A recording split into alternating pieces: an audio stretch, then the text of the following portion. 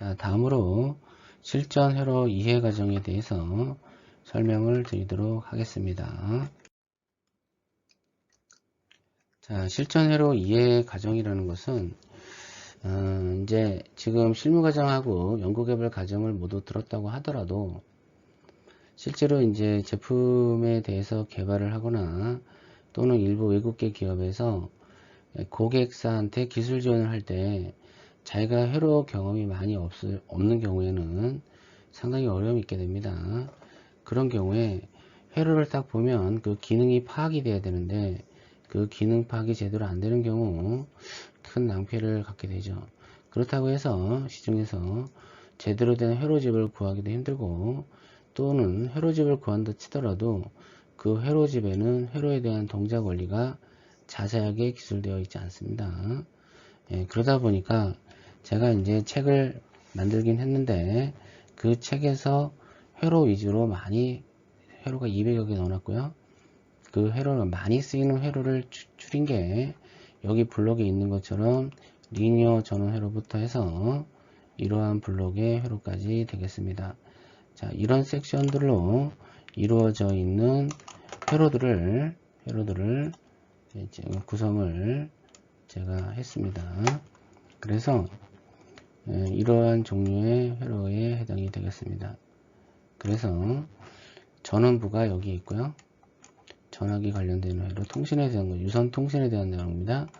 각종 측정하는 회로, 무선에 대한 내용, 정전압 회로, 마이크론 주변 회로, SMPS 회로, TTL IC 응용 회로, 디스플레이 회로, 적외선 통신 회로, 정전류 회로, 가전제품의 일부 회로, DC-DC 컨버터, CMOS IC 회로들, 신호 변환 회로, 타임 회로들, 발진 회로들, LED 조명 회로, 요새 많이 인기가 있는 배터리 충전 회로, 시리얼 통신 회로들, 각종 센서 회로들, 사이리스터 회로들, 이런 회로들로 총 200여 개가 구성이 되어 있습니다.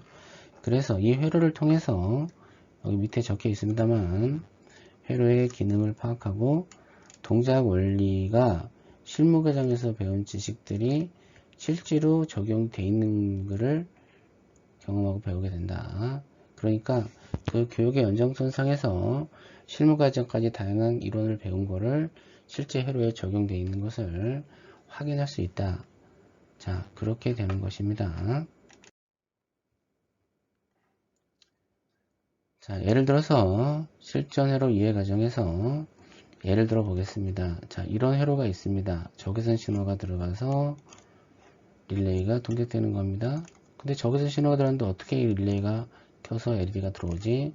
여기에 캐리어 모드가 들어가면 됩니다. 이 회로에서 중요한 것은 어떤 것인가요? 이 부분이 되겠습니다. 자, 이 부분은 TRS 속도를 올리기 위한 회로입니다. 이 콘덴사가 가장 중요한데 이걸 사용하면 어떤 효과가 있나요? 어떻게 되나요? 네, 동작 원리 배웁니다. 자, 이것은 교류 220V가 들어가서 교류 2V가 나옵니다. 어떻게 2V가 나오나요? 간단하게 분압을 한다고 2V가 나오지 않습니다. 계산을 할 줄 알아야 됩니다. 자, 이 부분은 정전류 회로가 되겠습니다. 들어오는 전압에 따라서 이 LED에 흐르는 전류가 일정하게 되는 정전류 회로가 되니까, 즉 들어오는 전압에 따라서 LED의 불 밝기를 조절하는 동작을 합니다. 어떻게 동작이 되나요? 네, 이런 원리를 배워야 됩니다. 다음 회로를 보겠습니다. 자, 다음 회로 보시면 여기 LM317 하면은 리니어 레귤레이터인데 이렇게 하면 ETR을 사용한 이유가 있습니다. 이렇게 되면 어떤 효과가 있나요? 왜 이렇게 되나요? 배우게 되고요. 자, 이런 경우에는 여기 나오는 전압이 굉장히 높은 전압이 나옵니다. 어떻게 해서 이것이 슈퍼 제너가 되나요? 예, 동작 원리 배웁니다. 자, 이것은 이쪽에다 신호를 하이로 넣어주면 발진 주파수가 나오게 되고 안 나오고 제어가 됩니다. 하이냐 로냐에 따라서 출력이 나오게 됩니다. 자, 그 다음에 이거는 크리스탈 발진 회로인데 이 콘덴사 두 개하고 크리스탈을 통해서 어떻게 발진이 돼서 주파수가 출력이 되나요? 예, 배우게 됩니다. 자, 이것은 IC 내부 회로입니다. LN380 내부 회로인데 이 회로에서 제일 중요한 부품이 무엇인가요? 바로 이 부품이 되겠습니다. NFB, 네거티브 피드백 개수를 결정하는 정의 되고요. 증폭비는 기본적으로 50배 정도 나오게 됩니다. 자, 동작 원리도 실전 회로 이해 과정에서 배우게 됩니다. 자, 이 회로는 지금 동작이 안 되는 겁니다. 랜턴 회로인데요. 문제점이 있고요.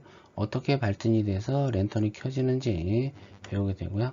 이 부분은 무선 마이크가 되겠습니다. 이 부분이 이렇게 발진 회로가 이루어지죠. 이 부분은 무슨 회로냐? 동조 회로 되겠습니다. 자, 이 부분의 회로하고 이 부분의 회로하고 이 콘덴서가 어떤 역할을 하고 어떤 기능을 하나요? 배우게 됩니다. 마찬가지로 이 부분도 이렇게 동작이 되고 중요한 콘덴서가 여기에 있습니다. 이런 회로도 동작 원리를 배우게 되는 것입니다.